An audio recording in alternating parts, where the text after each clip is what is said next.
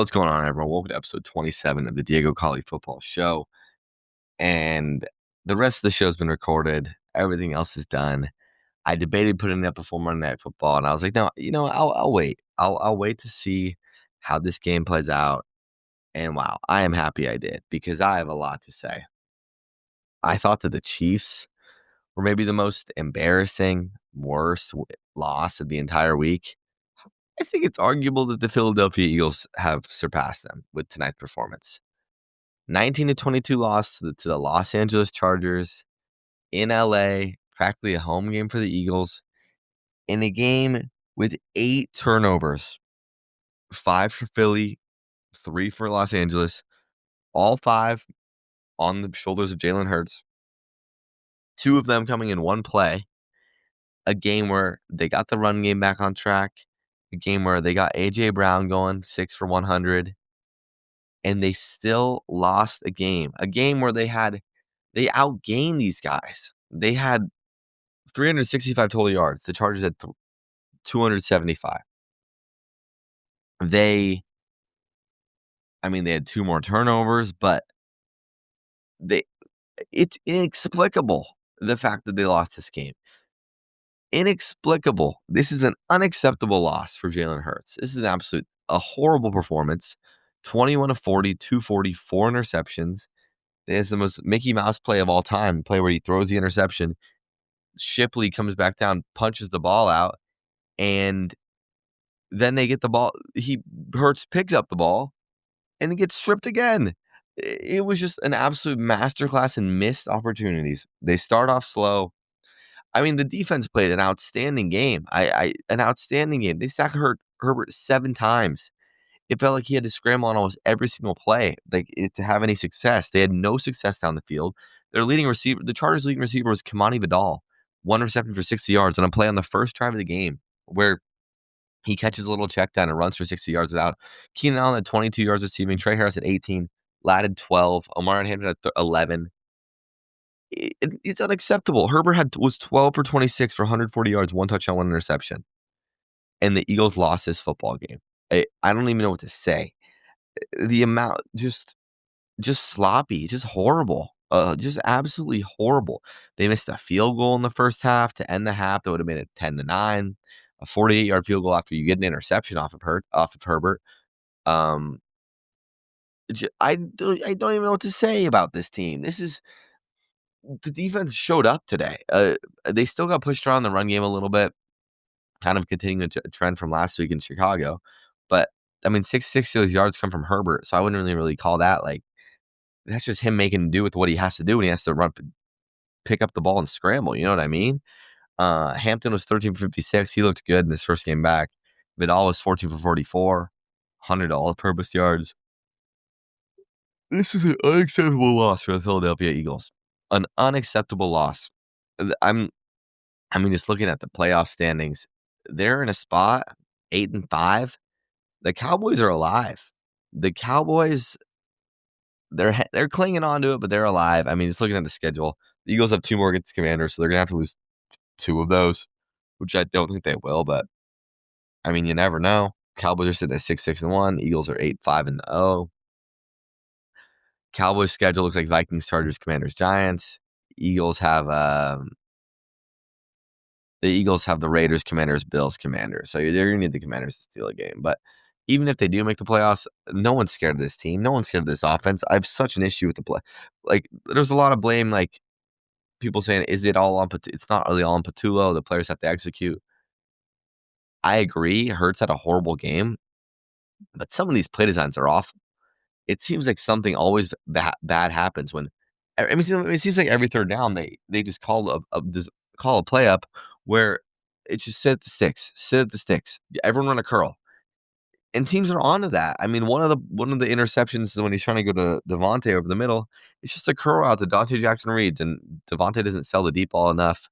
Whatever. One of the plays, the interception to going to Brown over the middle. It's a high throw. Is it a ball A.J. Brown should have caught? Yes. But it's a perfectly clean pocket. He has no one in his face. And, there's a guy coming at A.J. Brown and a guy trailing him. You have to put that on his chest so he can embrace the hit. He puts it above him. A.J. Brown's worried about the guy hitting him. Yes, he should have caught the ball. Yes, it's a bad throw. The one at the end of the game is textbook coverage. Like, that's not even. Could he have thrown it away? Yes, but the DB played that perfectly. If he throws that check down to Goddard, he gets blown up. I don't think you need to be throwing the ball there. I mean, you had the ball on the 20-yard line. The quarterback who's turned the ball over 5 times today, and you didn't run the football. I mean, they only ran the football 2 times on this final drive. I think that's stupid. I just don't understand what these guys are doing. This was Saquon's probably best game of the entire season. He was 20 for 122, and you get to have the ball on the 18-yard line that you can ice the game. A touchdown ends the game, and you leave the ball in Jalen Hurts' hands, and the DB makes a good play, but that's what cost you the football game. This team is not going to make any noise in the playoffs. This team's one of the least scary teams to play. The defense has a flaw. I mean, the pass rush showed up today. The D-line showed up today in that sense, but they got the ball right down their throat. The linebackers aren't as good in run coverage as they were last year. There's a lot of things wrong with these guys, and there's no one's really scared of these guys. The Chargers, on the other hand, what a win for the Chargers. This is a Chargers loss 10 out of 10 times. They kind of got pushed around, hung around. This is a classic heartbreaking Chargers loss, and they found a way to win the game, and I'm happy for them. Cameron Dicker, just the stones on that guy, dude. He is one of the best kickers in the league. 5 for 5 today, log of 54. I mean, had 16 of their 22 points. Just a hell of a win in a game where Herbert was obviously banged up. He's getting hit a lot. It took a lot of hits. He's going to be feeling it tomorrow morning. And the run game picked him up. The defense picked him up. That's a Jim Harbaugh win right there. That's a vintage Jim Harbaugh win. I don't know what to say about the Eagles.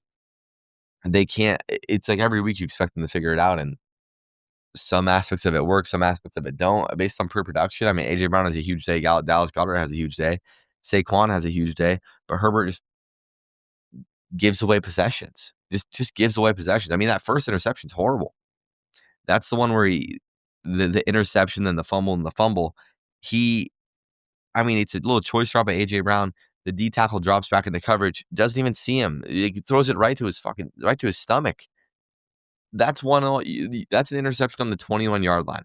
The next interception on your own 28. So who knows? The start of the drive, whatever. Then they miss a field goal, so that's 6 points at least they left off the board. The next interception, it's at midfield. That's a potential another field goal. That's 9 points, arguably.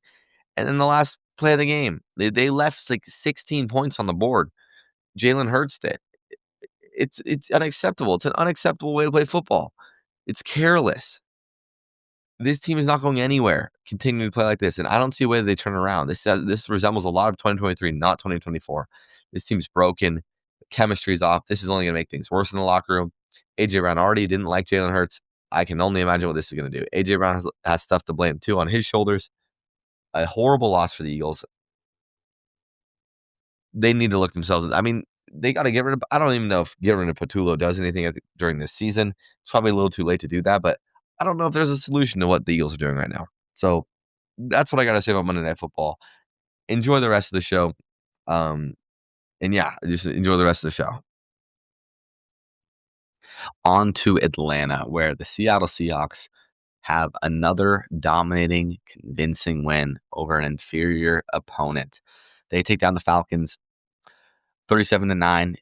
And what was an interesting kind of game script, because this is a 6-6 game at halftime, and the Seahawks go on to outscore the Atlanta Falcons 31-3 in the second half.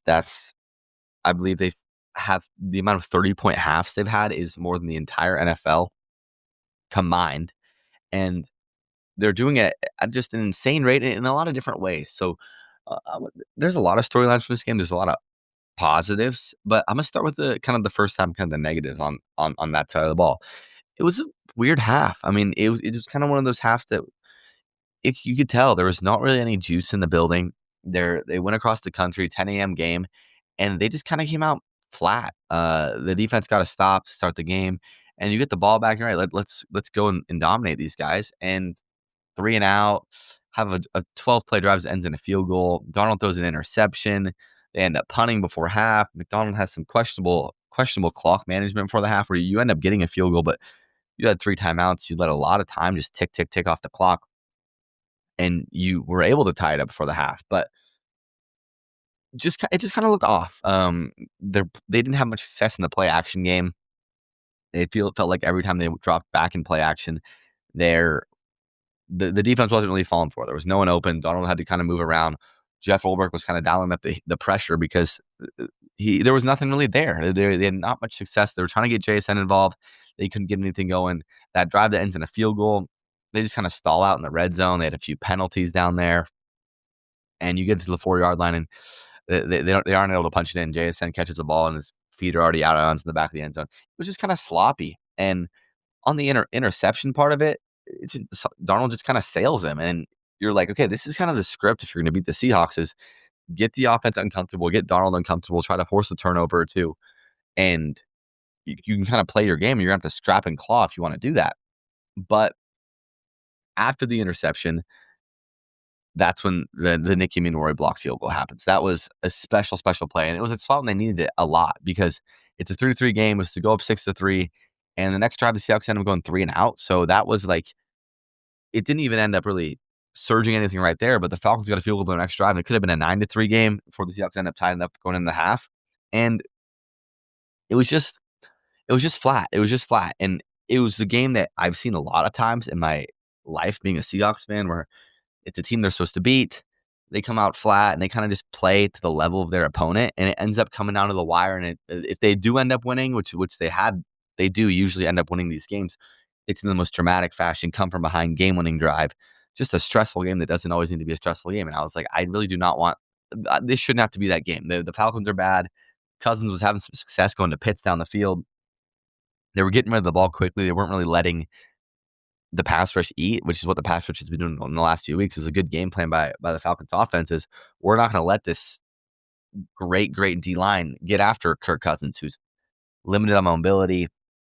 He can't really move around if there's a guy in his face. He's gonna have to take the hits, and they didn't let him do that. I mean, on the day, the Seahawks defense only had 11 pressures, 1 sack, which was Imanwari, I believe, in the second half. And to start the second half, Rashid Shaheed takes back the kick return, and that was kind of just the burst. That was all they needed. That was the burst that was everything they needed, because the Falcons ended up going on a drive. Then the next drive, get into the red zone, and it's a chance. All right, are they going to tie this game up right now? The Seahawks to give up their first touchdown in 6 quarters, and Nicky Minori forces the fumble, I believe, or no, it's DeMarcus Lawrence forces the fumble. The Seahawks get the ball back, and they never looked back from there. The defense was special. My player of the game was probably Nicky Minori. He was all over the field. His stat line was something that only one other person in NFL history has ever done, and it was Leonard Williams last year. It was the blocked field goal. He had his first career interception in what was an outstanding play by Devin Witherspoon. He had 1 interception, 1 kick block, 1 sack, 6 tackles, 2 tackles for loss. That is just, you can't teach that. That's the athlete that he was coming out of college. That's just pure instincts and athleticism. Half of it is Mike getting into the spots he needs to be, but that's just him having a knack for the ball.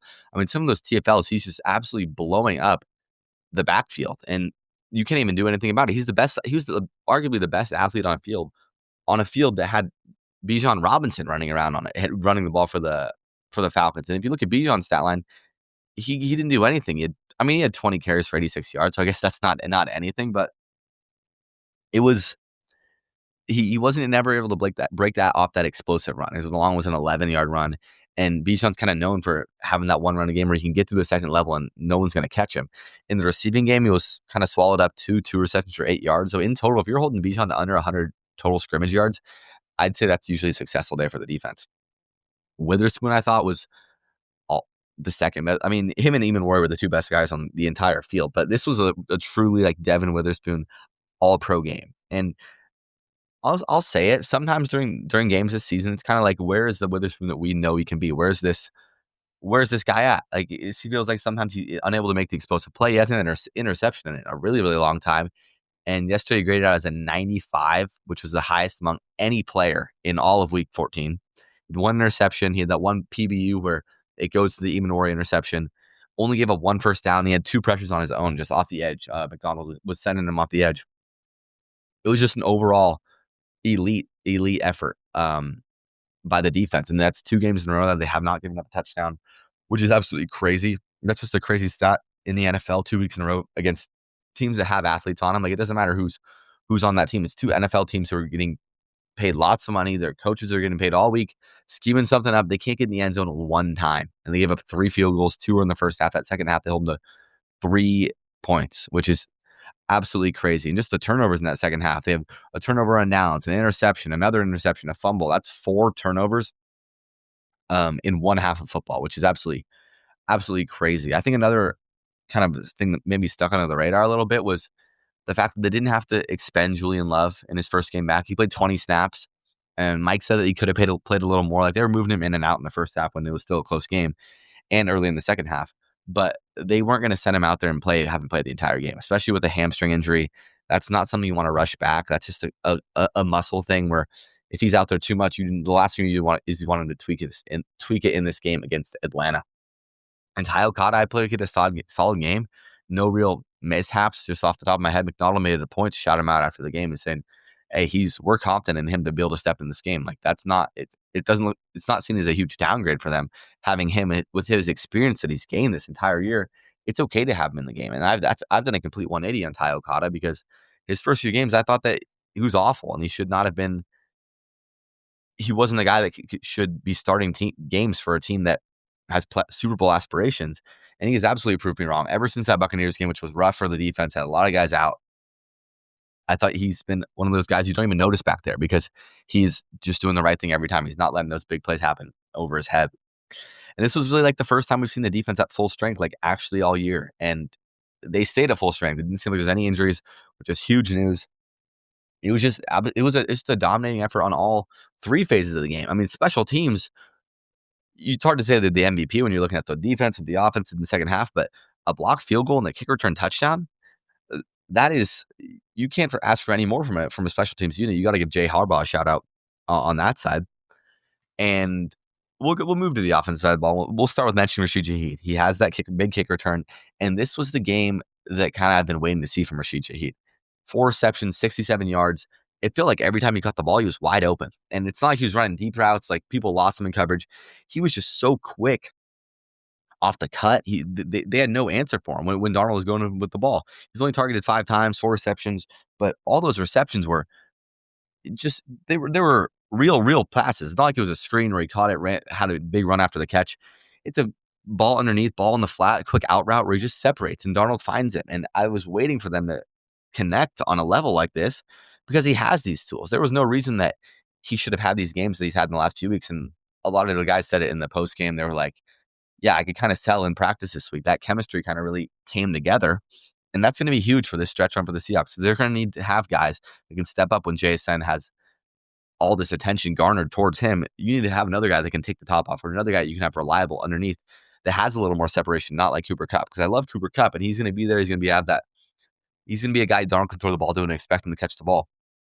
But they needed a guy who can turn on the burners, especially with Torrey Horton now. It's a good point to make that the Seahawks offense hasn't really looked exactly the same. It hasn't had the juice that it's had since Horton went out with that injury. So you got to hope that he can get back to full strength by the end of the season. But if he does get back, that receiving core is all of a sudden a spot where we were kind of, where's the depth in this receiving room before the season? If Torrey Horton comes back, that is a scary receiving core. I mean, just looking at Shaheed's games since he came to the team, he had 1 reception for 3 yards in that Cardinals game, 2 for 5 on 2 on 5 targets in the Rams game. Titans game, he had no receptions. He had 2 targets, 0 receptions, 0 yards. Vikings game, 3 targets, 1 reception, 7 yards. He doesn't need to catch 7 balls a game, but he should always be in that 3 to 5 range for a few ones that are over 10 yards. Just give him the ball in space and let him make that run after the catch. You can see what he does with the ball in his hands, just like he did on that kick return. I do want to mention Darnold's game. It wasn't the most flashy game of all time. He's 20 of 30, 250 yards, 3 touchdowns, 1 interception. But especially in that second half, just the way he kind of played was exactly what you want to see. This is something that I hadn't really seen in a few weeks. In that beginning of the season stretch, he was using his legs when he had to. He wasn't like looking to run, but when he had to, he was. And I saw that in the game this week.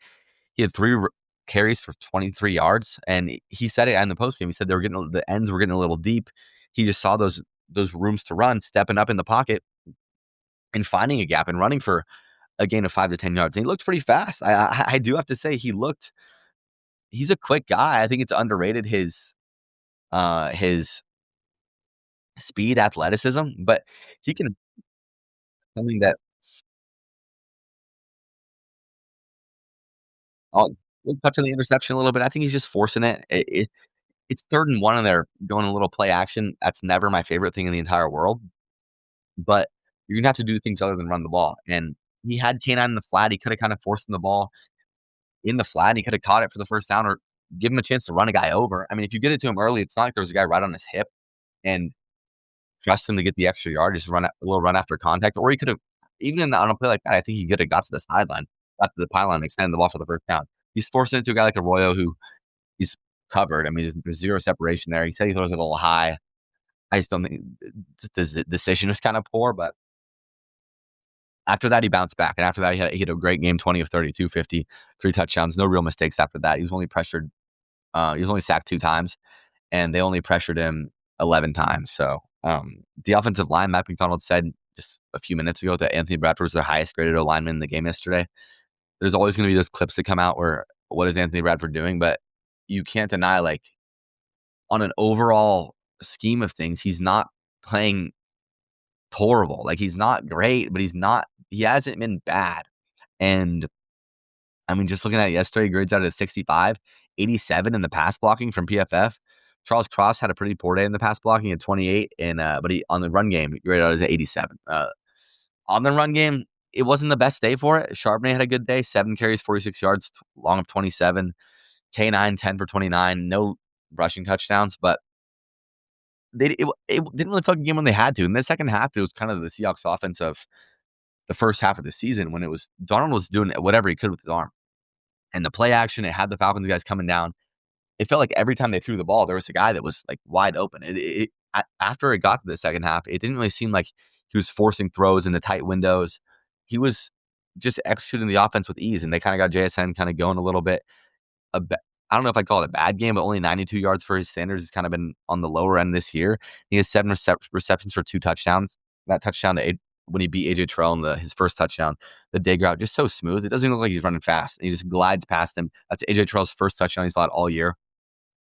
And it was a well-rounded attack in the pass game. I kind of like to see this.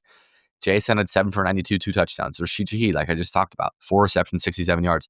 Cooper Kupp, 2 for 35, like 2 important catches. He scores that touchdown at the end of the game. He was targeted earlier in the game too, where he's in the end zone. It looks like I thought it was PI, and they don't call it. So that's another a positive play for him, I'd say. Barner is 3 for 27. That's, I feel like, what you can expect to get from him almost every week. So Darnold's going to find him in a few big spots around the middle of the field, around the sideline. He's going to make that catch when the ball's thrown to him. Charbonnet had 2 for 20. Cody White 1 for 9 on a big slant route. He run after the catch to get the first down. It's gonna go on the radar as well. And overall, just a dominant win. And they're in a spot where they control their own destiny to the first seed in the NFC, so the NFC West. This was a good start to that stretch. Going into next week, it was looking like this was going to be a really tough game. Colts surging a few weeks ago, just thinking about that. And now all of a sudden you're 13-point favorites because the Colts might be on their 4th-string quarterback. We'll talk about that in a second. And then you go into the Rams game on Thursday night where you might be able, I'm not going to look over any teams, but you might be in a spot where you're not playing this grueling, tough game right before. It's going to be a game where you can, no, I'm not going to say skate through it, but you never know. You never know what could happen. With the way they've been handling inferior teams, it's not even crazy to say that that's a possibility. They have these last 3 weeks, they cover the spread more than any team in the entire league. They're the best team against the spread, and they just dominate bad teams. I mean, you don't give a touchdown for 2 full games, you know things are going right. Like, that's just an insane stat. So a dominant win. It was honestly kind of nice in a way to see them battle adversity in that first half and overcome it to such a dominating second half with 31 points, because I know how this offense can look and how this team can look when they're surging, when they're playing well, and when everything's going great. But to see them overcome that in the first half and with a spot where you're 6-6, is this a trap game? And no, they put it to bed very, very early. We're able to get the backups in the game. Drew Lock's played in 5 games this season, which is absolutely crazy. 13 weeks in the year. So dominant win. You love to see it. We'll go on to the rest of the slate. Start with probably the best game of the morning. Bengals-Bills. This was almost just the dream scenario for the Cincinnati Bengals, and they had it. That's the worst part about it. They had it, and the guy who kind of got them in the situation, Joe Burrow, let them down. The Bengals lose 34-39, a script we've seen many, many times in the last few years with the Cincinnati Bengals. And it shouldn't they had so many chances in this game. They started off so strong. They were riding the momentum. You could tell the team was fired up. They come out and they hold them to 3, and they're up 14-3, 21-11, 21-11 at halftime. They get a few stops, and they were in such a great spot. I just can't get it out of my head how great of a spot they were in. They were up 28-18 in the fourth quarter and gets to 28-25, and Joe Burrow throws interceptions on consecutive plays. The first one was absolutely his fault. It was weird. It looked like he was trying to just alert it to Jamar, and I couldn't tell if he couldn't really get a grip on it or something, but he kinda just floats one up over trying to get Jamar's like a yard away from him. Like, this wasn't really gonna go anywhere. The corner came, but it's absolutely amazing play. Christian Benford jumps up. Burrow didn't get enough height on it. It seemed like he might, and the pick six in the beginning of the next drive, deflected ball, interception, should kill their playoff hopes, but you never know with how bad that division is. But just so frustrating because the offense was humming. Burrow threw for 4 touchdowns, 284 yards, 25 of 36, with zero help of a run game behind him. I mean, they ran the ball for 62 yards. Chase Brown had 12 carries for 23 yards. They've never been able to get that run game going this entire year. He got in the end zone though. P. Ryan was 6 for 31. They just they just blew it at the end of the game. I mean, Burrow still graded out well. I think the fact that one of those picks wasn't really his fault. And he played a pretty lights out game otherwise. Also, like Jamar Chase, this wasn't a Jamar Chase game. He was only 5 for 44 and he's targeted 8 times. This is a huge T. Higgins game. 6 for 92, 2 touchdowns, 11 targets. There seems to be some bad vibes over there with Higgins though, because he was concussed last week, didn't play, is back in this game. In the middle of the game, it bangs his head on the ground, goes out into the tent, and they let him come back to the game. He ends up catching a touchdown at the end of the game, but they. I mean, there was some clear signs of concussion protocol, in my opinion.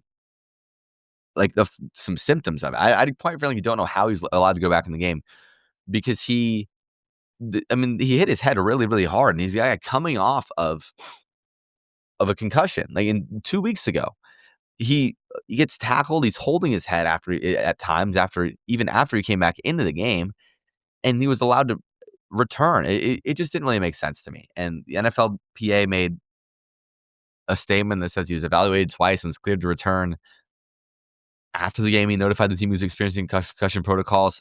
I would have to think that he was still experiencing them during the game, but that, I don't know. It's a kind of one of those sticky situations. But I got to give a shout out to the Bills. The Bills stepped up. The Bills offense stepped up. Josh Allen stepped up. I mean, that run he had at the end of the game, that touchdown run was his mammoth. It was nine. He had 9 carries for 78 yards, 1 touchdown. James Cook was 18 for 80. He threw the ball well, 22 for 28, 251, 3 touchdowns. He was efficient, didn't put the ball in harm's way. Grady does a 91 on PFF. They lost turnover battle by the Bengals lost turnover battle by 1. Cook fumbled. The tight ends had a huge day. And I think that's kind of the success of the Buffalo Bills, the success formula for Buffalo Bills. When the tight ends have to kind of carry your offense at times because you don't have an elite receiver. Gabe Davis, a guy who was not on your team to start the year, was your leading receiver in the game. He had two receptions, 21 yards. Shakir was 2 for 16. But Kincaid and Knox, man. Dawson Knox, 6 for 93. Dalton Kincaid, 4 for 41, 1 touchdown. James Cook, 2 for 31. It was well-rounded. And they kind of didn't make them seem like they had a deficiency at receiver. I mean, they had weapons to throw to. Allen had guys open constantly. He was using his legs. This was like an MVP Josh Allen tier game. This is a game that we've seen so many times from Josh Allen that just shows the special talent that he is. And on the Bengals side, it's just like the defense stepped up at the beginning of the game and they couldn't get the stops they needed to. And partially on Burrow, I mean, he should have. The pick was bad. The pick was really, really bad. But the defense had a chance at the end of the game. I'm not going to forget that because they go down and score in 50 seconds, and they were in a position where they can get the ball back after the 2-minute warning, and they get the Bengals or the Bills to 3rd and 15, and you get pressure on them quick. They breaks through into the backfield, and he scrambles up and runs for 17 yards to clinch the game and send them to 4-9. Now, call me crazy. I'm not counting the Cincinnati Bengals out but they're in kind of a spot where they have to win out. Ravens, Dolphins, Cardinals, Browns, and the Steelers need to lose all but one of them, and I believe the Ravens need to lose every game and beat the Steelers in Week 18. It's not over, but it's just, again, 2 years in a row where they need everything to go right perfectly. And honestly, I think they're going to be the Ravens this week, but it just feels like they're going to be. It's too little, too late. There's this little surge in the season is too little, too late. Unfortunate, because I mean they're a fun team to watch when they're surging. They're a really, really fun team to watch, and it never seems to be enough. They have so many of these close, tight losses time and time again. Another fun game. The Tennessee Titans beat the Cleveland Browns 31-29. Cam Ward takes down Shedeur Sanders, but still it comes out as Shedeur Sanders, in my opinion, being the story of this game. What a game from Shedeur. He's named the starter for the rest of the season after this morning on Monday morning. 23 of 42, 3 touchdowns, 364 yards passing, 1 interception, the leading rusher on the team, 3 carries, 29 yards, one rushing touchdown. Had that long 14-yard rush to get in the end zone. That was fun. And he was doing it all. And honestly, my story of the game is Kevin Stefanski. Coaching malpractice, in my opinion, from Kevin Stefanski. I don't care that the play was going to work. If you don't know what I'm talking about, Shedeur Sanders gets the bet. They kind of had a rough middle patch of the game. They were up at the beginning. Or no, they were down at the beginning. They started off slow, but they ended up taking the lead before halftime, and it's 17-14. And in the third quarter, they kind of struggled. Beginning of the fourth, they struggled. Shedeur throws that pick at the end of the third quarter. And they're down 28-17 with around 8 minutes to go. Or then they go on 31-17. They go on 31-17 with 6 minutes to go. And Shedeur gets them down the field. They score. They go for 2. The analytical play, go for 2 when you're down 14 the first time you score. They don't get it. And the defense gets them to stop 3 and out. And they have a long touchdown drive. Shedeur is making plays all the way down the field. He throws a beautiful ball to Dylan Sampson. He throws a great ball to Harold Fannin, who's been emerged as an absolute monster at the tight end position. He's the best tight end on the team with Njoku, and he gets them in the end zone with a minute to go in the game. And Kevin Stefanski has this ridiculous obsession with the wildcat formation. The wildcat formation is when you have the running back at quarterback, you take your quarterback off the field. And I mean, it eliminates any threat to pass. It's going to be a run. And it's from the 2-yard line. He does it so many times. And he's trying to run like a reverse, and Judkins runs to the right side, and he like forgets to flip the ball to the receiver. I'm not sure exactly who it was, and it looks like it would have been there. But to take out your rookie what kind of vote of confidence is this? I mean, I don't really care. What kind of vote of confidence does it say to take out your rookie quarterback that just got you in this position? He threw for 360 yards, 4 total touchdowns, the best game of his career. Give him why would you take him off the field on the play to send it to overtime in a game where you have the better team, you have the better defense? I don't know about, I mean, you just struggled, but your defense is better, and you just gotten multiple stops. And you think if you get into the spot where you're going to overtime, you need 1 stop and a score, you feel good about that against the Tennessee Titans. And he takes him off the field, and the play fails, and he just says stupid shit after the game. I hope he gets fired. He was a guy I liked at the beginning of the season. I've grown to really dislike Kevin Stefanski for how he's handled this entire season. And this kind of just shows the fact that Dylan Gabriel started 5 games for this team is just ridiculous to me. Absolutely ridiculous. Because you can't tell me Shedeur wasn't doing this in practice. No, he's not perfect. No, he's not I don't know if he's the solution to the franchise yet, but just what he showed. I mean, he showed an ability to push the ball down the field. I mean, that throw to Jerry Jeudy. That throw to Jeudy was on an absolute line. And just right to the middle of the field, it was a strike. And it was a great, I mean, I don't even know what else to say. It was a great throw for a touchdown. Like, that guy was on your team the entire year, and he's named the starter for the rest of the season now. He throws for 364 yards. I don't care if it's against the Titans. Like, that showed Dylan Gabriel can do anything against poor teams. He throws for 3 touchdowns. He's pushing the ball on the field, just looking at his thing. Like, he's making accurate throws down the middle with like some real juice behind them. Just dumb. I'm happy he gets a chance to start the rest of the season. He gets a chance to make a statement. Dion was there. It was cool. They got the Bears, Bills, Steelers, and Bengals. So quite the rough stretch, but they're a team that can play spoiler. I mean, like, with that defense, you can beat anyone. So on the Titans side, I don't have much there. The story with Shedeur. Ward didn't even have a great game. He threw for 2 touchdowns. He was efficient. I mean, he wasn't really efficient, but Even 14 to 28, 117 yards, threw for 2 touchdowns. The run game is kind of what got them to stay in this game. Pollard ran for 161 yards, Spears for 19, 184 yards total on 35 attempts as a team. They capitalized on the Sampson fumble. They capitalized on the short interception. They kind of just ran the ball down the Browns' throat, which is kind of a weird thing to see against such a good defense. But good for them. Good for the Titans. Good for Cam Moore to get a win. But this was a fun game, an unexpectedly fun game. Up next, Vikings Commanders. I got to give a shout out to 9. There's not, I don't really want to talk about a whole lot more about this game, but good for JJ McCarthy. He's a guy that catches a lot of heat. He's kind of just a meme for everyone now, honestly. Like, you see him, like that picture of him in the locker room after the game, photoshopped his, like, so your quarterback's face photoshopped onto him. But he played a good game. And in the stats, it's not like the most electric passing stats. He threw for 160 yards. That's kind of what he's given you. But he was 16 to 23, 163 yards, 3 touchdowns. He played a pretty damn good football game. And he kept the ball out of harm's way, which is something that he had been struggling to do. He would always have that 1 or 2 throws a game where he's just sailing someone, just airmailing it. And he didn't do that in this game. So I'm happy for JJ McCarthy. And this was a dominating win for the Vikings. I'm kind of happy for the Vikings to get this kind of, I don't know if it's weird to say off your chest, but they did. They had a lot of just negative energy the last few weeks. And this was an even spread game. Jaden Daniels coming back to the Commanders. A lot of people had the Commanders in this game, and they took it to them. They ran the ball down their throat. Aaron Jones, 14 for 76. Jordan Mason, 11 for 52. It was just well-rounded all around. The only negative part on the offensive side, I'd say, was Justin Jefferson again. 2 receptions, 11 yards, 4 targets. Jordan Addison, 4 for 62. Jalen Naylor, 3 for 30.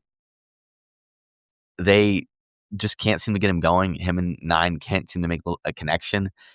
It's hard to watch kind of that receiving core. I mean, you got to give it to him. He's saying the right things. He's not like, he knows he's young and this guy could be the future of the franchise. And you don't want to just completely blow it up right now in the middle of the season, but the team's bad. They're 5-8. They're kind of just going to be in that spot where they're in the middle. They're not going to make the playoffs.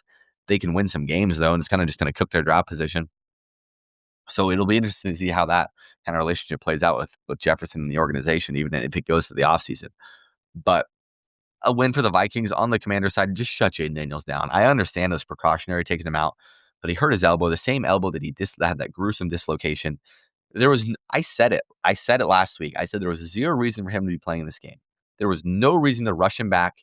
I understand, like, there was no structural damage. He wants to be on the field. As a GM, the run of the organization, shut him down. He's wearing a sleeve on it. Get him out of harm's way. Like, it wasn't pretty when he was out there, but the team's not good right now. I mean, he was 9 for 20, 78 yards. Mariota's 2 for 4, 30 yards. Like, whatever.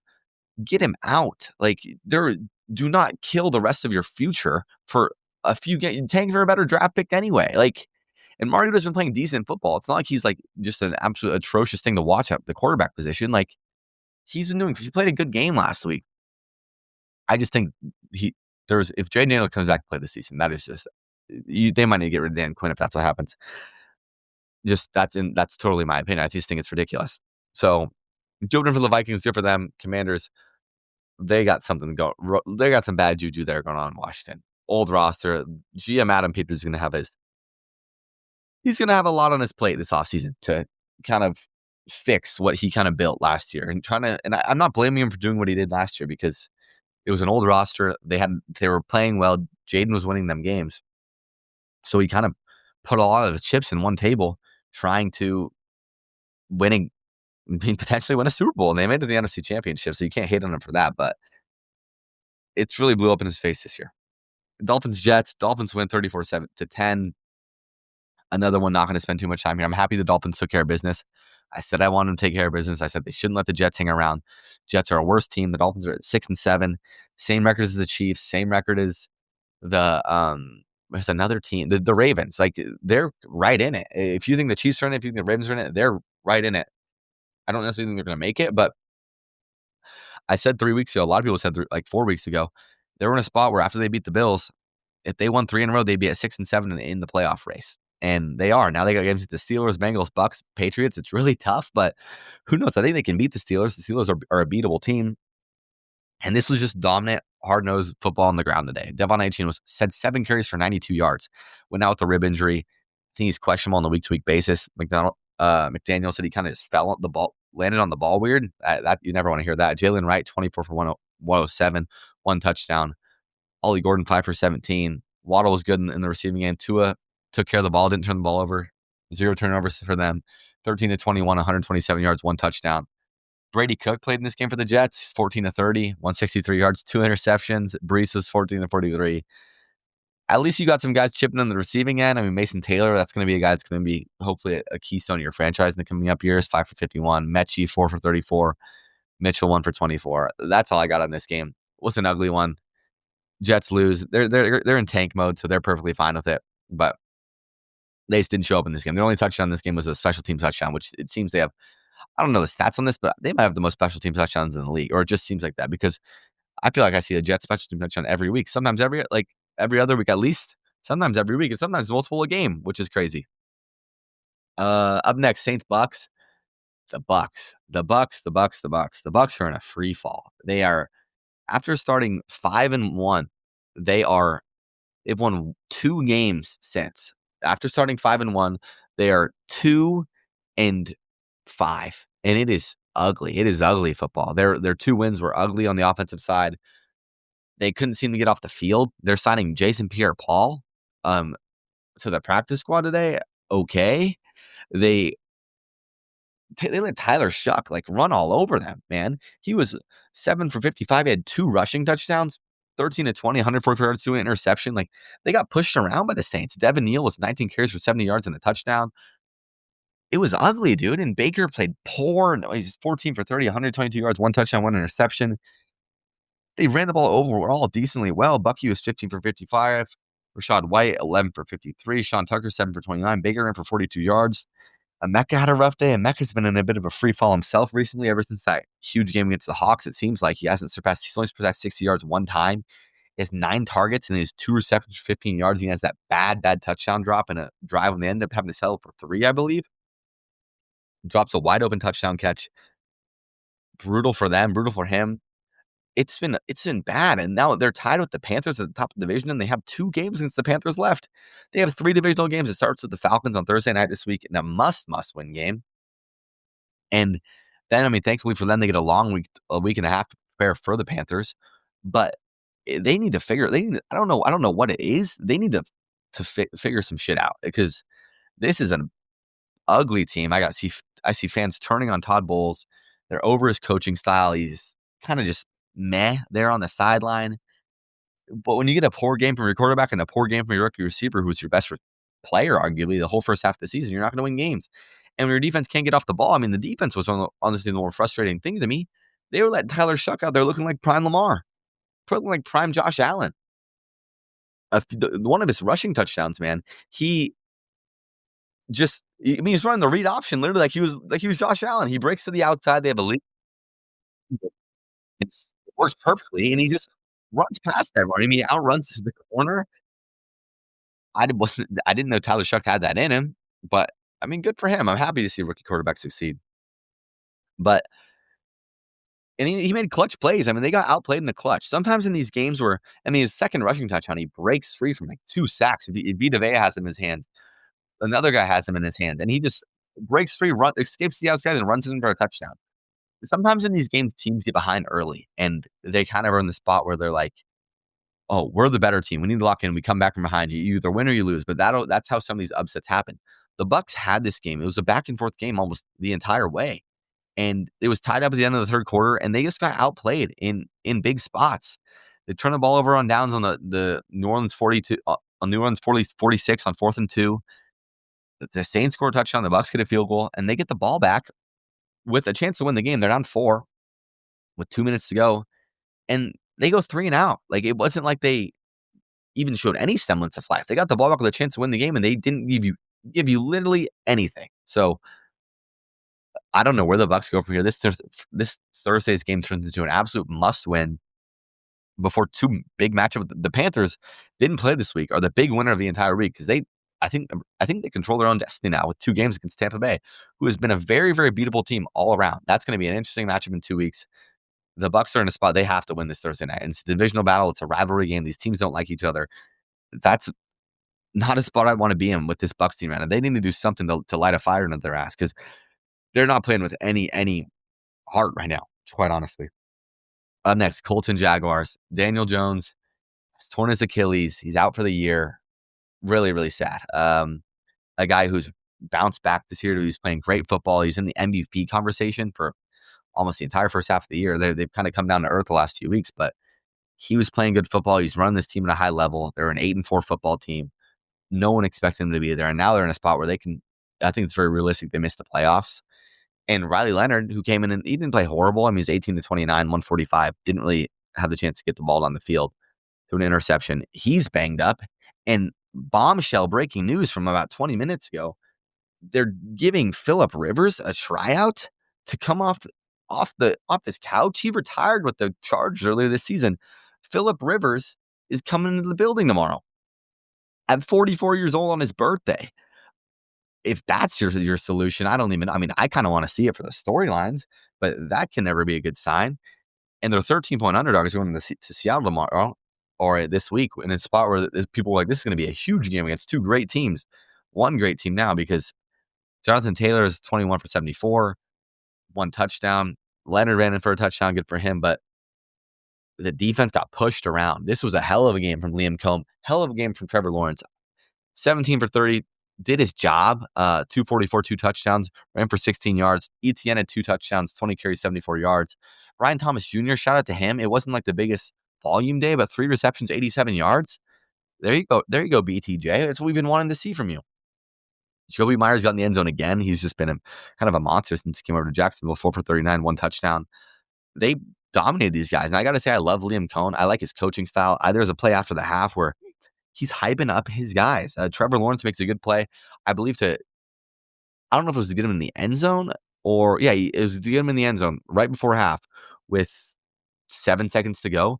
And he's hyping up his guys. He's pointing to him. Let's go, Trevor. And I just love seeing that from a head coach, a first-year head coach who's never done this before. And he's just handling it the right way. And Buccaneers fans are wishing they never let him go, similar to Ravens fans and Mike McDonald. A great win for the Jaguars, and who now set themselves up at 9-4. Colts are 8-5. And the playoff pictures on the both sides of the league are as close as I feel like I've ever seen them. There are so many teams on both sides where it's like all these teams are perennial playoff teams and have a chance and maybe deserve to be in. I mean, in the NFC, you're just looking at from seeds, people that are in it. I mean, it's the Rams, Packers, Eagles, Bucks, Seahawks, Niners, Bears, Lions, Panthers, Cowboys. The Cowboys, Panthers, and Lions are all on the outside looking in. They're 3 teams that have shown that they are playoff caliber teams this year, all at different times. On the AFC, the teams you got on the outside looking in are the Colts, Ravens, Chiefs, Dolphins, Bengals, all alive, all have shown flashes. The Chiefs are in danger of missing the playoffs. We'll talk about that later. But there's a lot of deserving teams on both sides. It's so open. So this was a massive divisional win for the Jacksonville Jaguars, who set them up at the top of the division. And they don't have to play the Texans anymore. So kind of if they keep winning, the Texans cannot do anything to catch up to them. They got the Jets. It'll be a big matchup against the Broncos in Denver in a few weeks. And then they have the Colts and the Titans. So, I mean, that's 3 games I think you should win. And if you win all those 3, you're going to win the division. So, a huge win for the Jags. They've been a really up and down team. They had that hot start, middled out towards the middle of the season, and have really kind of got back on it. So good for them. On the Colts side, I don't know it's going to be hard. If Riley Leonard's your quarterback, if Phillip Rivers is your quarterback, you can't feel great about going in the rest of the season. You have games against the Seahawks, Niners, Jaguars, and Texans. That's a gauntlet. You might not win a game the rest of the season.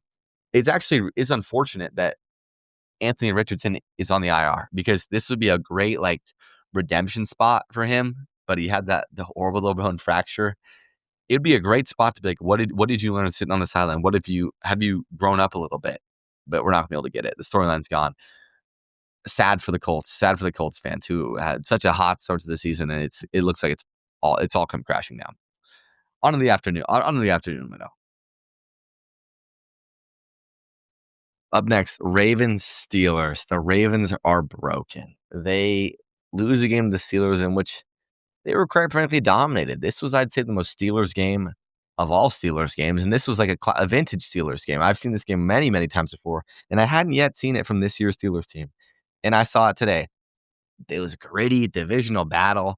forced a pick on Lamar, didn't turn the ball over once. It was weird in the fact that they couldn't really get a run game going, but this was the DK Metcalf that you traded for and that you paid for. 7 receptions, 150 yards, 12 targets, just dominant. He was the best player on the field. There's a clip of him at the end of the game, the last punt of the game.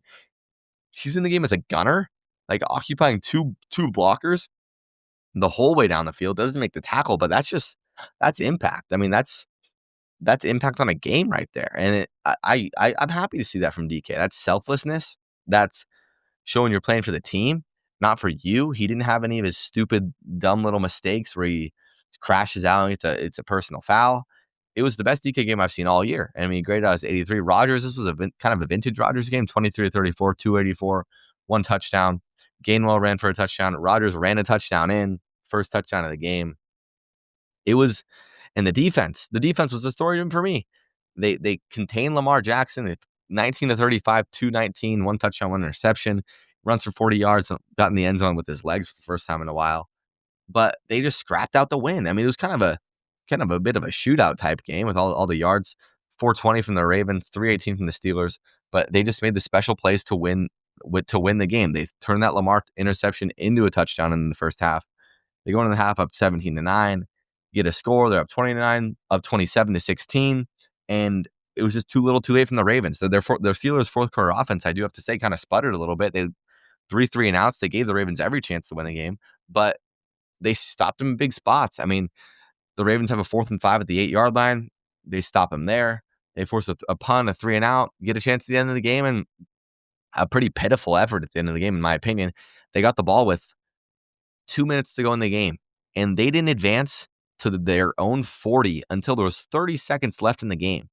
They had 1 timeout. They had to use it. They struggled to get the first down, which is kind of what killed them. They had a 10-yard penalty, a holding on the first play of the drive, so it got them backed up to their own 16. But they never really showed anything at the end of it, quite honestly. It was pretty poor. And a massive win for the Steelers, who kind of puts them in a spot. If they win 2 more games, they're going to win the division at 9-7. 9-7, yeah, if they win 2. And they got the Dolphins, Lions, Browns, Ravens. I feel like the Dolphins are the kind of the gateway in here. Because if they lose to the Dolphins, they got a game against the Lions. I think they probably lose. The Browns, you never know with that good defense, but it's a game you should win. And then the Ravens. So if they lose to the Dolphins, they're in a spot, a lot of pressure on them. If they can beat them, they're in a spot and they kind of just have to win one of the last 3 games. If they can beat the Browns before the Ravens, the Ravens game might not even matter. You never really know what you're going to get from this Steelers team, though. It's one of those teams week in, week out. I don't know what I'm going to get from these guys. They come out flat sometimes. The offense is sputtering. They kind of have struggled to establish any sort of run game anywhere. But it didn't really matter in this game yesterday. It was an air attack. I mean, when DK Metcalf goes for 150 yards, I hope you're going to win the game. Jalen Warren was your second leading receiver, 3 for 49. It was a massive win. I mean, and does this signal the end for John Harbaugh in Baltimore? There's a lot of teams pissed that Mike Macdonald isn't the head coach. I would be too. This isn't the same Lamar. This isn't the same Ravens team. This isn't the same DNA of this team. Zay Flowers has a huge day, but other than that, nothing really there. Obviously, you got to talk about the controversial catch or no catch call in the end zone. I don't know where to lean on that. Personally, I thought it was a catch. I mean, he took arguably almost 3 steps with the ball. I don't know how that doesn't make it a catch. And I get what they're saying, but the fact that there's no real rule or ruling you can fall back on is kind of rough, honestly. It's a rough look for the league. That's something they need to figure out, but quite honestly, I don't know how you figure that out. I don't know how you determine, this is exactly. I just don't really understand what you can say there, how you go about doing that. But that's a league issue. I'm not the one making that decision. Huge win for the Steelers. The Ravens are almost in life or death mode because I think a loss here to put them out of the playoffs in these next few weeks, especially if they lose to the Bengals this week, they're not going to make the playoffs. There could be some serious changes for this team coming up if they find a way to lose that game, in my opinion. We'll go Broncos Raiders next. The Broncos versus the Raiders. I guess I kind of saw what I wanted to see from the Broncos. They win the game 24-17. They don't cover, but Bo Nix is efficient again, as he does. 31-38, 212 yards passing. They were kind of always in control of this game. There was never a point in some Broncos games, it's kind of like they're going back and forth. Are they going to find a way to lose this game? I never really thought they were going to lose this game to the Raiders. Quite honestly, I didn't. Geno went down hurt. I don't know if that really changes things. I think that might make it better for Vegas, but he didn't throw an interception. He was 13 to 21, 116 yards, 1 touchdown. Pickett came in, was decent, honestly. I mean, 8 of 11, 97 yards and a touchdown. No run game. It doesn't matter who the running back is. It doesn't matter if it's Jesus Christ back there. Ashton Dente goes 10 carries for 30 yards. But, I mean, this is kind of a classic Bo Nix game. He completes like no passes past 15 yards down the field, completes all the ones underneath, doesn't put the ball in harm's way, can't find the deep shot. They win the game against a bad team. Are they going to win the game against a good team? I'm not sure. They ran the ball well. I think that's a great sign to have RJ Harvey going for 17 for 75 yards and a touchdown. Sutton, 6 for 62. Everyone else, I mean, tags on. A lot of guys have a reception here. I mean, just counting off the box score, 1, 2, 3, 4, 5, 6, 7, 8, 9, 10, 11 guys catch a ball, spreading the rock around. They were up 2 scores in the whole second half. Quite honestly, this was a 10-point game. It was 24-7 midway through the fourth. The Raiders score. Denver turns it over. They get a field goal at the end. The game was never really in jeopardy. I guess that's what I wanted to see from them. The defense gives up 7 points up until midway through the fourth, when the game was kind of out of hand, out of grasp. Good win for them. I'm actually looking forward to these next 3 weeks for Denver versus the Packers at home, versus the Jags and at the Chiefs. That Chiefs game's going to be a must win if the Chiefs. I mean, hopefully it might not even matter if the Chiefs lose from the next 2 games. But these next few weeks are a big test. This is when I can really make my real opinion going into the playoffs about the Broncos, because I'm truly not sure. The Jaguars game's going to be a massive game. The Jags are a playoff team right now. And the Packers game is a game the Packers are trying to win to stay at the top of that division. So I'm looking forward to this week. I've yet to make a real decision about the Broncos. I'm leaning toward the fraudulent side. Bears, Packers. The Bears, man. 28-21. They had it. It's hard to say they had it because they were down in the game. They played a poor first half. They played a really poor first half of football that set them up for kind of failure. And they battled. They battled like a Bears team that doesn't really battle like that. It was 14-3 at halftime with the Packers getting the ball. They forced the 3 and out. They go down on this long touchdown drive, 5 minutes, 10 plays, 64 yards, 11, make it 11-14, get the 2. Packers scoring 4 plays like Christian Watson, who had a hell of a day, player of the game for them, takes a slant 41 yards to the house. Bears get 3, make it a 7-point game, force a punt, tie the game up. And this is when, in my opinion, they had a chance to really turn the tide. The Packers had multiple third downs on this drive to take the lead 28-21. And Josh Jacobs, they run an outside run play. He's hitting the backfield on this play. And 3 guys run in just with their shoulders at him. You have to wrap up behind the line of scrimmage. They had a chance to hold him to 3 and have a drive to go down and win the game. And instead, he gets tackled like the 4-yard line. They run in the score. And the Bears go on a drive, man. The Bears go on a drive. Caleb completed some big passes. He had Duvernay for a big one. He had Luther Burden on a great timing route. And they run for 6 yards on 1st and 10. They're running the clock down because they're like, okay, we're going to score on this to go in overtime. They get 3 yards on 2nd and 4. And Monangai on 3rd and 1, he has the gap. And I believe it was Edgar and Cooper comes in out of nowhere and levels him backwards. That was the play of the game, because that's when it was like, okay, this is a stressful spot. This is for the game. They run a play action, a similar play to what they ran last week to ice the Eagles. And he has Cole Kmet. And this is what's going to happen with a young quarterback. Hoping he makes this mistake now and not in the playoffs. He has Cole Kmet, and he's just a little late on it, a little too floaty on it.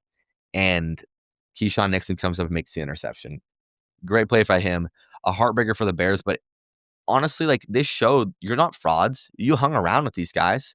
You were in this game. You were definitely in this game. A lot of smoke about DJ Moore. A little bit frustrating. I mean, with no Roma Duje in this game, you needed DJ Moore to step up and be an alpha dog in this game. And that is not what he did. He had 1 catch for -4 yards. He's kind of jogging around in the last play of the game. And people said he's open. He's frustrated, but I don't really think he was open. There's 4 guys right there. And Caleb can't throw the ball backwards. They ran the ball great. I mean, the Packers did a great job of not limiting the big runs. They had no run longer than 9 yards, but it was consistent. I mean, 14 carries, 7 yards from Monangai. Swift was 13 for 63. Caleb scrambled for big first downs when he needed to. This was a Luther Burden game. Luther Burden and the 2 tight ends. He was 4 for 67. Cole Kmet was 2 for 42. Loveland was 4 for 30. Got in the end zone.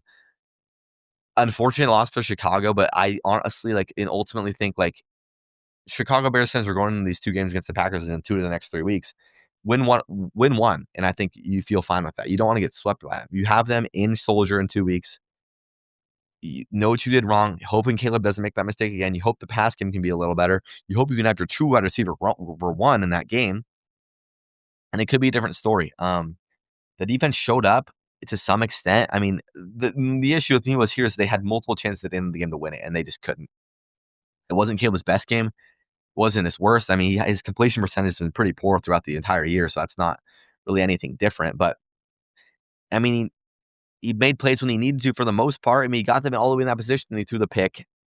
Hate to see that, but this doesn't change how I feel about the Bears. The Bears are a legit contender. And it's just unfortunate they're now down to the 7th seed because of how stacked the NFC is. And they're in a spot where they got a really, really tough finish to the year. Browns, Packers, Niners, Lions. This is a must-win game against the Browns. The Browns are a trappy team coming up. Weirdly, they have some momentum off the loss of Shedeur. You need to beat the Browns because that gets you to 10-4, and then you're in a spot where if you can win 1 or 2 theoretically, if you can get to 11 wins, you're going to make the playoffs. You have to win 1 of the last 3. I think that's a fine spot to be in, but a tough loss for Chicago, a brutal feeling, they felt too many times, and they're going to have to wait a few more weeks to try and beat the Packers.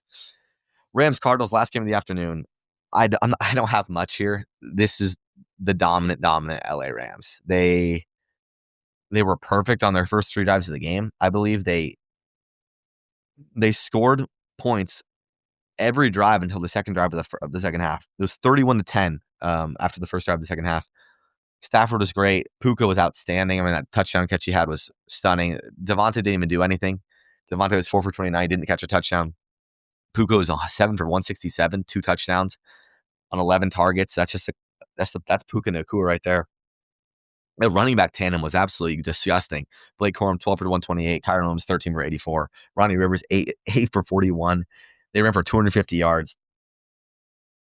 This is the Rams. I mean, the Rams and the Seahawks control their own destiny, both of them, for the 1 seed. And honestly, quite luckily for the Seahawks, the Rams got a game against the Lions next week. A game that if they lose, it makes that Seahawks game a must win, and it might not even matter if the Seahawks don't drop another game after that. So they have a bit of a tougher game before the Seahawks game, other than the Colts. The Seahawks who faced the Colts, my bad. So if you're a Seahawks fan, you're hoping the Lions give them a run, at least bang them up a little bit before that Thursday night game, make them come out of a battle instead of you coming out hopefully of a convincing win. But I mean, yeah, this is the Rams offense. This is the Rams offense, the capability that they have to Sean McVay. The Cardinals need to blow it up. I don't see how you can run it back with this staff next year. Brissett's out there putting up stats. You got to give him that. But this is a bad team. Their defense gets pushed around. When you get 250 ran for 250 yards on you, that's never a good thing. I mean, it really isn't. You can never be. That's never a success for an NFL football team. You should be ashamed for a defensive-minded head coach, a defensive kind of driven team. I mean, the only bright side is Michael Wilson. Michael Wilson is putting up stats: 11 receptions, 142 yards, 2 touchdowns. Shout out to him. Stanford product. But other than that, it's an ugly scene for the Arizona Cardinals. Last but certainly not least, the Kansas City Chiefs. Is the dynasty over? I'm not going to bury them till they're fully dead, but this was a rough look. They lose 20-10 to the Houston Texans, and it was just mistakes from all the best players, from the guys that have got them to this point. I thought Andy Reid had a horrible game. I thought Rashee Rice had a horrible game. Mahomes has the worst stat line on the team, but I mean, I don't blame this game on Mahomes. He threw 3 interceptions. He was 14 to 33, 160 yards. His stat line wasn't great. He's the leading rusher on the team, ran for 60 yards on a banged-up knee. They have no semblance of a rush game. Kareem Hunt, 12 for 30. Isaiah Pacheco, 9 for 30. Xavier Worthy was 3 for 55. Rashee Rice is 4 for 34 and 8 targets. And 4 of those drops or incompletions being horrible. Those are brutal ones. Multiple of them cost them the game. I'm just going to talk about the Chiefs, then we can get into the Texans. Just some of these mistakes. Travis Kelce was a complete non-factor. He had 1 catch for 8 yards. He was targeted 5 times. He was allowing the Texans guys to get into his head. He's getting frustrated. He's yelling after the play. He's angry. not letting his play talk. I mean, he's so wrapped up in that. Rashee Rice gets absolutely laid out, and Kelsey, it's a perfectly legal hit by Jalen Petrie. And Kelsey's first instinct is to run up to Petrie and like get in his face, talk shit to him. It was a legal play, dude. Like he made a good hit. Mahomes kind of threw him a hospital ball. Andy Reid, I thought, had an awful game. The Chiefs had all the momentum. I was sitting on the couch, and they were down 10-0 in the first half. Okay, they had a rough half. They missed a field goal. Bucker just he misses a massive kick. Mahomes threw an interception. They can't get anything going. 3 punts, interception, a missed field goal. And they force a punt and a half. They go down and have an 8-play touchdown drive. They score. Kareem Hunt scores on 4th and 1. Huge play. A few punts happen, whatever. You get a field goal. You tie the game up. Bucker almost misses it again. And Mahomes was an interception the next drive. Okay, that was like an arm punt. It was 10-10, kind of like an arm punt. It was a 3rd down and 6, taking a shot. You force a punt again. The Texans have not been able to get anything going. The Texans in the second half had a 3 and out, a 3 and out, a 3 and out. That's 3 in a row, a 6-play punt drive before the next touchdown drive. The next touchdown drive comes because the Chiefs, who have been struggling since they got that they've been struggling the entire game on offense, quite frankly. They get to 4th and 1, and you're on your own 31, and it's tied in the 4th quarter, and your defense has been dominating. They have not done anything. Chris Jones hasn't been a monster. He's been a whole difference maker the entire night, and you go for it, and you don't run the ball to Kareem Hunt, who's a great short down running back. You go for it, and Mahomes forces one into Rice. He's covered. I don't even know if I blame on either of them. I mean, he has to try and get rid of the ball. Rice is covered on a little drag route, incomplete, and the Texans score, and you're on 17-10. And there was still 10 minutes to go in the game when you go for it. That's a horrible decision for Andy Reid. I don't care how aggressive. You haven't been able to do anything all night. Our defense is playing great football. Like, that was a game losing. That's when they arguably lost the game to me, because the Texans score, and you're like, okay, the Chiefs are going to go down and score. Like, they're going to figure it out. And they're on their own. They're on their own 41, and it's 4th and 4. 4th and 4. They didn't get a first down. Kareem Hunt ran for 6 yards. He got stuffed. 2nd and 4. Incomplete to Rashee Rice on 3rd and 4. Your defense is playing well. Once again, they're playing well. And you go for it again. This is what should have lost you the game. It's Rashee Rice dropping the ball. Mahomes does what he has to do. He finds Rashee, and he just drops the ball. Just a flat-out drop. And somehow, some way, you gave him the ball on your own 41. They go force a 3 and out. They have a delay game. They end up having to punt. A great punt to the 8-yard line. And first play goes to Kelsey. Drops. Second play, going to Kelsey again. It's a little behind him. He gets his hands on it, just pops it up in the air right to Al-Shaair. Al-Shaair grabs the ball. That ends the game. They kick the field goal, ends the game. Is the dynasty over? I don't know. But in this certain game, they had every chance to win this game. This was a game the Chiefs absolutely should have won. The Texans, Stroud, I thought he played a great game in the first half. He made plays throughout the game, to be honest, but the Texans gave them every chance to win this game, and the Chiefs' best players, the guys that have got them to this point, the guys that were expected to get them to power through this little slump, cost them this game. They did. Plain and simple. That's what happened. I don't know if they bounce back. They're at a point where they absolutely have to win out now. Chargers, Titans, Broncos, Raiders. You got 2 games that are the 2 tough games. You got Chargers next week at home, Broncos the week after at home. But I don't even know if that gets you in. Quite honestly, you're at the point where you're relying on other people. I mean, does anyone want to see the Chiefs in the playoffs? No. But this is a completely different. Andy Reid is losing the Chiefs game, something that he has never done before, in my opinion. The Texans are dangerous. Texans are 8-5. They've been absolutely hot since that rough 0-3 start. Stroud, the stat line doesn't say it, but he's 15-31, 203 yards, 1 touchdown. I thought he played a damn good football game, especially in that first half. He was making throws. They were getting pressure in his face. He's a guy that in the past, watching him, in my opinion, has kind of struggled with pressure in his face. I feel like he's kind of panicked, and he threw some balls tonight where he's on his back foot and kind of just chucks it up there. Okay. Overall, I think he played a great football game. He got them enough points in that first half, 10 points, to where they could afford to slack off a little bit. And you got to give it to the defense. This is a team that no one wants to play in the playoffs, quite frankly, in the AFC, because of how good that defense is. I'd say the second best defense in the league behind the Seahawks. The guys on the edge are monsters. Daniil Hunter, Will Anderson. The secondary is insane. Kamari Lassiter, Jalen Petrie, Derek Stingley. The Chiefs have good receivers, good fast receivers, and they had no answer. I mean, when Lassiter's on Kelsey, Petrie is also guarding Kelsey. He did a good job on him. Rashid Rice didn't do anything. Worthy couldn't really generate any separation, not quite frankly, all day. This is a team you don't want to face, especially if CJ Stroud is playing at a good level. Nico Collins had 4 receptions for 124 yards. I mean, he's one of the best receivers in the entire league.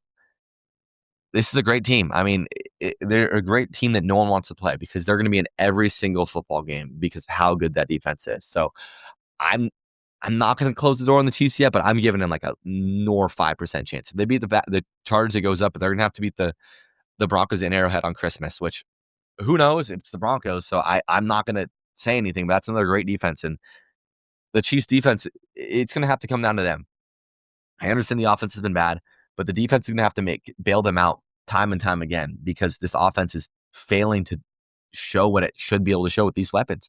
And I get linemen are banged up, but they had that stretch after Rice came back where I was like, okay, these guys are going to be special. And no, this is not the same Chiefs team. I'm not going to count them out, but God, this was I'd say arguably the worst loss of the season because of the way they lost the game with Kelsey making the bad plays, Reed making the poor coaching decisions, Mahomes throwing 3 interceptions, whether they're his fault or not. Just the inability to convert on those big money downs is what burned them.